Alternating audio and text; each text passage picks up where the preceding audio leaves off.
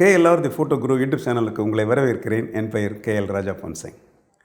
ISO கேள்விப்பட்டிருப்பீங்க, DOF கேள்விப்பட்டிருப்பீங்க, AEL கேள்விப்பட்டிருப்பீங்க, AFL கேள்விப்பட்டிருப்பீங்க. இப்படி ஃபோட்டோகிராஃபியில் நிறைய விஷயங்கள் நீங்கள் கேள்விப்பட்டிருப்பீங்க. TCM அப்படிங்கிறத பற்றி கேள்விப்பட்டிருக்கீங்களா? இந்த வீடியோவில் நம்ம TCMனா என்ன, அது ப்ரொஃபஷனல் ஃபோட்டோகிராஃபருக்கு எந்த வகையில் பயனுள்ளதாக இருக்கும் அப்படிங்கிறத பற்றி தான் நம்ம பார்க்க போகிறோம். வீடியோக்குள்ளே போகிறதுக்கு முன்னாடி இது வரைக்கும் நீங்கள் KLR the photo Guru YouTube சேனலை சப்ஸ்கிரைப் பண்ணாமல் இருந்தீங்கன்னா இப்போ இமீடியட்டாக சப்ஸ்கிரைப் பண்ணுங்கள், பெல் பட்டனையும் ப்ரெஸ் பண்ணி வைங்க. அப்போ தான் நான் ரிலீஸ் பண்ணக்கூடிய வீடியோஸோடைய அப்டேட்ஸ் உங்களுக்கு சேரும்.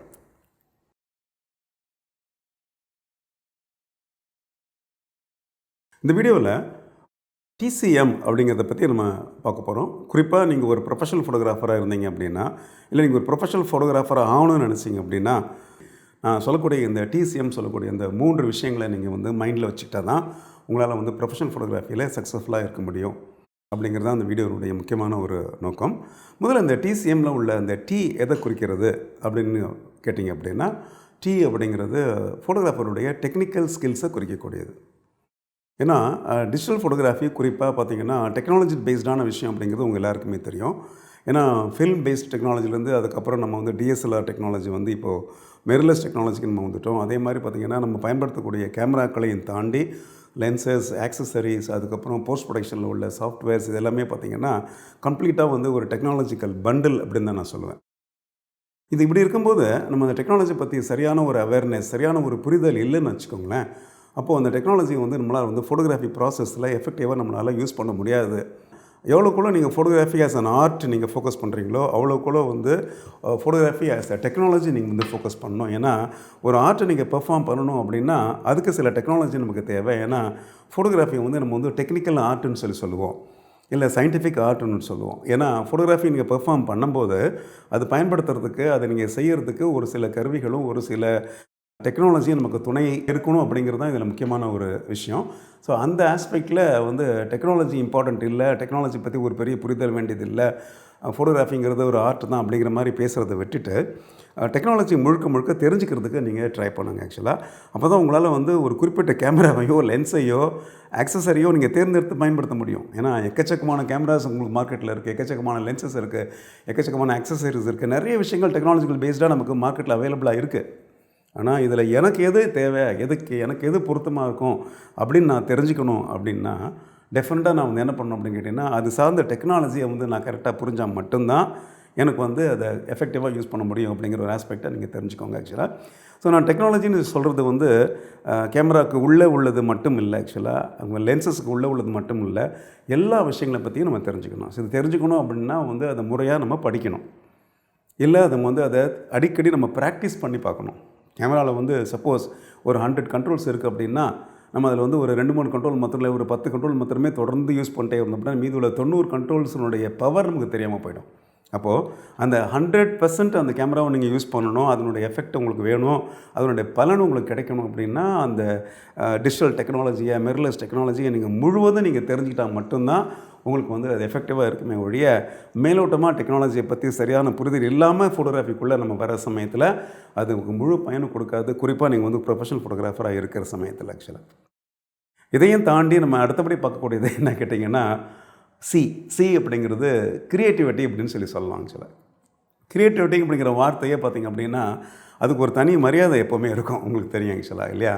ஸோ எதை நம்ம க்ரியேட்டிவிட்டின்னு சொல்கிறோம் அப்படின்னா நமக்குள்ளே நிறைய குழப்பங்கள் இருக்கும். க்ரியேட்டிவிட்டியெல்லாம் என்ன, எல்லாருக்கும் க்ரியேட்டிவிட்டி வருமா, இல்லை க்ரியேட்டிவிட்டியோடு தான் சில பேர் பிறக்கணுமா, க்ரியேட்டிவிட்டியை நம்ம டெவலப் பண்ண முடியுமா முடியாதா, இப்படி மாதிரி விஷயங்கள்லாம் நிறைய டிபேட்டிங்காக போயிட்டே இருக்கும் ஆக்சுவலாக. ஸோ க்ரியேட்டிவிட்டினா என்னங்கிறத ஃபஸ்ட் தெரிஞ்சிட்டிங்க அப்படின்னா அதை நம்ம டெவலப் பண்ண முடியுமா, அது நமக்கு இன்பானாக இருக்கணுமா அப்படிங்கிறத பற்றிலாம் நம்ம பின்னாடி பேசலாம். ஆக்சுவலாக க்ரியேட்டிவிட்டினா என்ன அப்படின்னா ஒரு விஷயத்தை வித்தியாசமாக செய்யணும், அந்த விஷயம் ஒரு அழகுணர்வோடு இருக்கணும் அப்படிங்கிறது தான் க்ரியேட்டிவிட்டி அப்படின்னு நம்ம சொல்லலாம். இன்னும் டீட்டெயிலாக நம்ம போகிறதா இருந்துச்சு அப்படின்னா உங்களுடைய படங்கள் பயனுள்ளதாக இருக்கணும், உங்கள் படங்கள் அர்த்தமுள்ளதாக இருக்கணும், உங்களுடைய படங்கள் கதையை சொல்கிறதா இருக்கணும், உங்களுடைய படங்கள் அழகாக இருக்கணும். இந்த மாதிரி விஷயங்கள் எல்லாமே ஒரு படத்தில் இருந்துச்சு அப்படின்னா டெஃபினட்டாக அந்த படம் க்ரியேட்டிவாக இருக்குது அப்படிங்கிற மாதிரி நம்ம சொல்லிக்கலாம். இதில் இந்த க்ரியேட்டிவிட்டி அப்படிங்கிறது அதை ஒரு விஷயத்தை நம்ம ஒரு வித்தியாசமாக செய்யணும். அதாவது ஒரு டெம்ப்ளேட் பேஸ்டாக எல்லோரும் செய்கிற மாதிரி செய்யாமல் அது கொஞ்சம் வித்தியாசமாக செய்யணும் அப்படிங்கிறது தான் அந்த க்ரியேட்டிவினுடைய ஒரு அடிப்படையான ஒரு விஷயம். ஆக்சுவலாக இந்த க்ரியேட்டிவிட்டியை நீங்கள் தொடர்ந்து செய்யும்போது என்ன கேட்டிங்க அப்படின்னா அது உங்களுடைய சிக்னேச்சரை, உங்களுடைய அடையாளமாக கூட அது மாறிடும். எப்போ வந்து ஒரு க்ரியேட்டிவிட்டி உங்களுக்கு ஒரு அடையாளம் கொடுக்குதோ அப்போ வந்து ப்ரொஃபஷனல் ஃபோட்டோகிராஃபியில் உங்களால் வந்து பெரிய லெவலில் ரொம்ப ஸ்ட்ராங்காக ரொம்ப பெரிய லெவலில் வர முடியும் அப்படிங்கிறது தான் இதனுடைய அடிப்படையான ஒரு விஷயங்கள் ஆக்சுவலாக. ஸோ இந்த க்ரியேட்டிவிட்டி அப்படிங்கிறது பார்த்திங்க அப்படின்னா ஒரு காலத்துலேயும் வேறு ஒரு மாதிரி போயிட்டே இருக்கும் ஆக்சுவலாக. So it keeps on changing. Okay, அது வந்து ஒரு ட்ரெண்ட் பேஸ்டான விஷயம். அது இன்றைக்கி என்ன தேவை, இன்றைக்கி எந்த விஷயம் வந்து மக்கள் ரசிக்கிறாங்க அப்படிங்கிறது நாளைக்கு ஒன்று 10 வருஷம் கழிச்சோ 15 வருஷம் கழிச்சோ உங்களுக்கு வந்து அது க்ரியேட்டிவிட்டின்னு சொல்லி நம்ம சொல்ல மாட்டோம். ஒரு சின்ன உதாரணம் சொல்கிறேன் உங்களுக்கு. வெட்டிங் ஃபோட்டோகிராஃபர்ஸ் பார்த்துருப்பீங்க, நிறைய போஸ்ட் வெட்டிங் ப்ரீ வெட்டிங் ஷாட்ஸ்லாம் எடுப்பாங்க.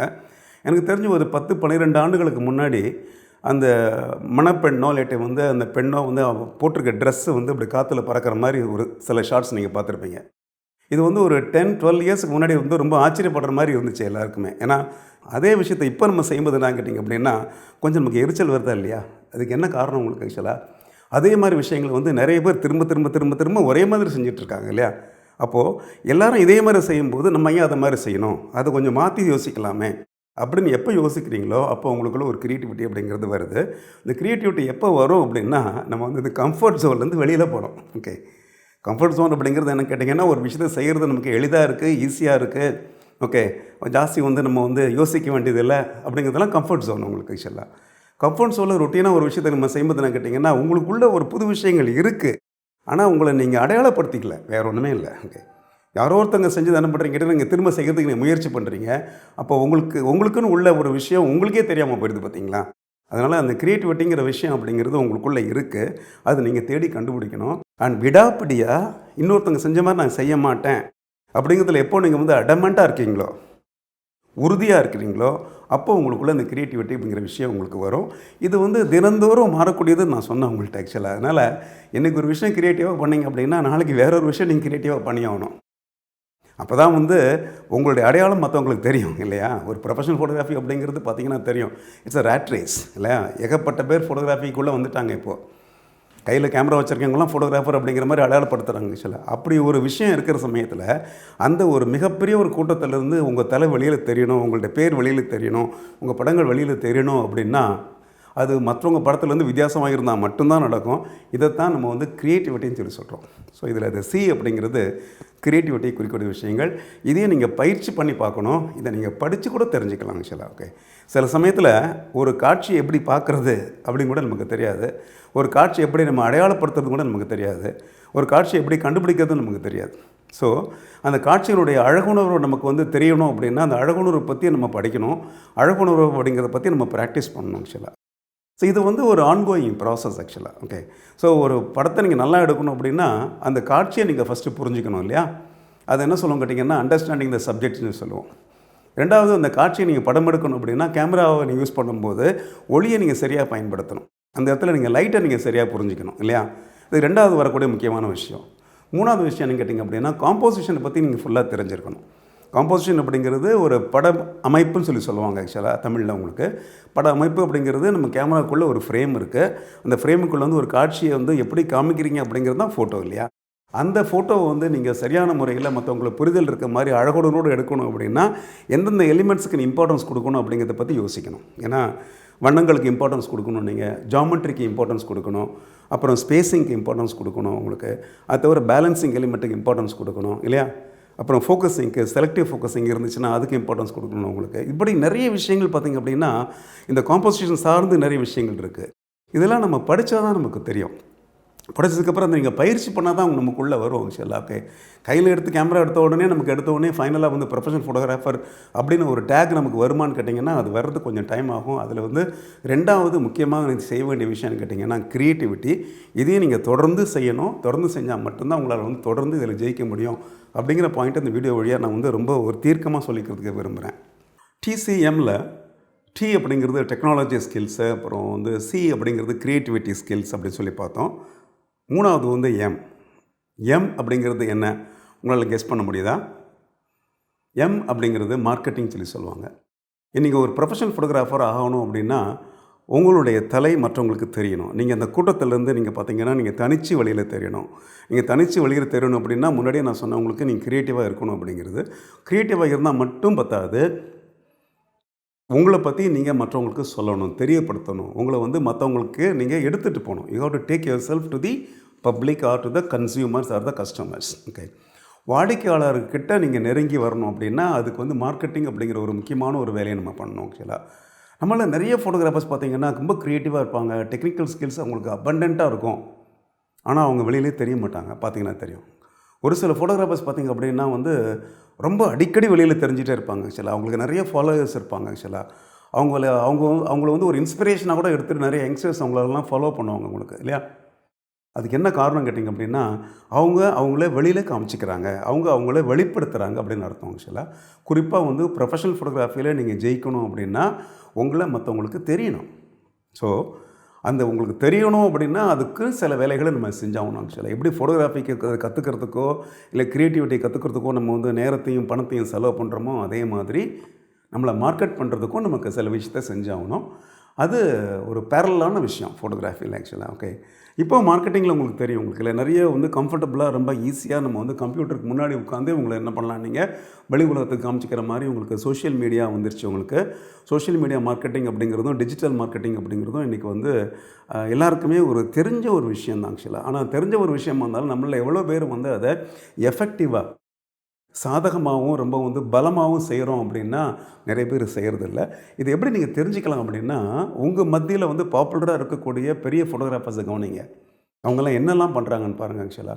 அவங்க ஃபோட்டோகிராஃபி மட்டும் பண்ணுறதில்ல, ஃபோட்டோகிராஃபிக்கு எவ்வளோ நேரம் செலவு பண்ணுறாங்களோ அதை விட அதிக நேரம் பார்த்திங்கன்னா அவங்கள பற்றி தண்டோரா போடுறதுக்கு அவங்க நேரத்தை செலவு பண்ணிக்கிறாங்க. This is what is call marketing. So நான் தண்டோரா அப்படின்னு போடுறதுன்னு ஒரு வார்த்தை யூஸ் பண்ண பார்த்தீங்களா, இது வந்து ஆரம்ப காலத்தில் ரொம்ப ப்ரிமிட்டிவான ஒரு மார்க்கெட்டிங் டெக்னிக். பார்த்துருப்பீங்க, ரோட்டில் வந்து ஒரு பொருளை விற்கணும் அப்படின்னா கூட பார்த்திங்க அப்படின்னா அந்த பொருளை விற்கிறவர் வந்து அந்த பொருளோட பேரை சொல்லி சத்தம் போட்டுட்டு அந்த ரோட்டில் போனால் தான் அவர் இந்த பொருளை விற்கிறாருன்னு நமக்கு தெரியும்.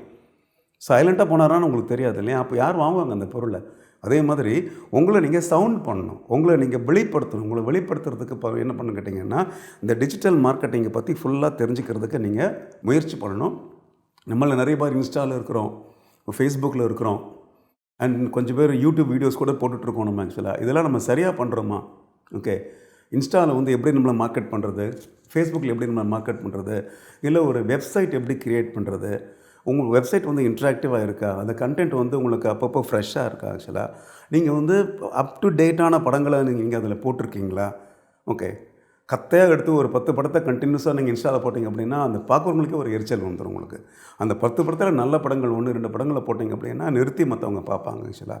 ஸோ மற்றவங்களுக்கு என்ன தேவையோ அந்த விஷயத்தை நீங்கள் என்ன பண்ணணும்னு கேட்டிங்கன்னா உங்களுடைய சோஷியல் மீடியாவில் நீங்கள் போட்டிங்கன்னா மட்டும்தான் உங்களை தேடி கஸ்டமர்ஸ் வருவாங்க. நீங்கள் எதில் நீங்கள் ஸ்பெஷலைஸ் பண்ணுறீங்களோ அதை நீங்கள் திரும்ப திரும்ப சொன்னால் மட்டும்தான் அது சார்ந்த கஸ்டமர்ஸோ அது சார்ந்த ஃபாலோவர்ஸோ உங்களை வந்து தொடர்ந்து வந்துகிட்டே இருப்பாங்க. இது வந்து மிகப்பெரிய ஒரு ஃபீல்டு ஆக்சுவலாக. உங்களுக்கு வந்து டிஜிட்டல் மார்க்கெட்டிங் தெரியல, இல்லாட்டி வந்து சோஷியல் மீடியா மார்க்கெட்டிங் தெரியல அப்படின்னா அது செய்யக்கூடிய ஆட்களை உங்களோட சேர்த்து வச்சுக்கோங்க. நீங்கள் ஆக்சுவலாக மற்ற பெரிய ஃபோட்டோகிராஃபர்ஸை நீங்கள் அடையாளப்படுத்தி பார்க்குறீங்க பார்த்தீங்களா, அவங்கள உன்னிப்பாக கவனிங்க. அவங்க என்ன செய்கிறாங்கன்னு கவனிங்க, அவங்க எதெல்லாம் டேக் பண்ணுறாங்கன்னு கவனிங்க ஆக்சுவலாக. ஓகே, அந்த ஹேஷ்டேக் ரொம்ப ரொம்ப இம்பார்ட்டண்ட் அப்படிங்கிறது உங்களுக்கு தெரியுமோ தெரியாதோ எனக்கு தெரியல ஆக்சுவலாக. ஸோ ஒரு டீட்டெயில்ஸை நீங்கள் வந்து ஒரு இன்ஸ்டாலேயோ ஃபேஸ்புக்லேயோ போடுற சமயத்தில் அது யாரோடலாம் நீங்கள் வந்து டேக் பண்ணுறீங்க, யாரோடலாம் நீங்கள் அதை ஷேர் பண்ணுறீங்க, லிங்க் பண்ணுறீங்க அப்படிங்கிறது தான் உங்களுடைய நெட்வொர்க்கை பெருசாக பண்ணி எடுத்துகிட்டு போகிறதுக்குள்ளே ஒரு பெரிய வழியாக இருக்கும் ஆக்சுவலாக. எனவே இந்த வீடியோ வந்து மார்க்கெட்டிங் பற்றி வீடியோ கிடையாது. பட் நான் என்ன சொல்கிறேன் கேட்டிங்கன்னா மார்க்கெட்டிங்கும் ரொம்ப ரொம்ப இம்பார்ட்டண்ட். அதில் நம்ம வந்து கவனக்குறைவாக இருந்துறவுக்கு விடுவது ஆக்சுவலாக. ஸோ டெக்னாலஜி இம்பார்ட்டண்ட்டு, அதை படிக்கணும், அதை பயிற்சி பண்ணணும். க்ரியேட்டிவிட்டி இம்பார்ட்டண்ட் ஆக்சுவலாக, அதையும் நம்ம படிக்கணும், அதையும் நம்ம பயிற்சி பண்ணணும். மார்க்கெட்டிங் பற்றியும் நம்ம படிக்கணும், மார்க்கெட்டிங் நம்ம தொடர்ந்து பயிற்சி பண்ணணும் ஆக்சுவலாக. இன்றைக்கி என்ன ட்ரெண்டு மார்க்கெட்டிங்கில் அப்படிங்கிறத பாருங்கள். எந்த மீடியமில் குறைவாக செலவு பண்ணி அதிகமான மக்களை நம்ம ரீச் பண்ண முடியும் அப்படிங்கிறத நீங்கள் ட்ரை பண்ணி பாருங்கள் ஆக்சுவலாக. ஸோ இதை தொடர்ந்தேசியாக அந்த 3 விஷயத்தையும் நீங்கள் எப்போ பண்ணுறீங்களோ, TCM இல்லை, technology skill, creativity skill and marketing skills, இது 3மே உங்களுடைய தனித்தன்மையான ஒரு திறமை சார்ந்த விஷயமாக எப்போ இருக்குதோ அப்போது நீங்கள் ப்ரொஃபஷனல் ஃபோட்டோகிராஃபியில் ஜெயிக்கிறதுல எந்த விதமான ஒரு பிரச்சனையும் இருக்காது அப்படின்னு சொல்லி இந்த வீடியோவை நான் முடிச்சுக்கிறேன். இந்த வீடியோவில் நான் சொன்ன கருத்துக்கள் எல்லாமே உங்களுக்கு பயனுள்ளதாக இருக்கும்னு நினைக்கிறேன். பயனுள்ளதாக இருந்துச்சு அப்படின்னா வீடியோவை லைக் பண்ணுங்கள், ஃப்ரெண்ட்ஸோட ஷேர் பண்ணுங்கள். முக்கியமாக KLR தி ஃபோட்டோகிராஃபி யூடியூப் சேனலில் நீங்கள் இது வரைக்கும் சப்ஸ்கிரைப் பண்ணல அப்படின்னா இமீடியட்டாக சப்ஸ்கிரைப் பண்ணுங்கள், பெல் பட்டனையும் ப்ரெஸ் பண்ணி வைங்க. அப்போ தான் நான் ரிலீஸ் பண்ணுற வீடியோட அப்டேட்ஸ் உங்களை வந்து சேரும். மீண்டும் இந்த மாதிரி இன்ட்ரெஸ்டிங்கான வீடியோஸோடு நான் உங்களை சந்திக்கிறேன். நன்றி, வணக்கம்.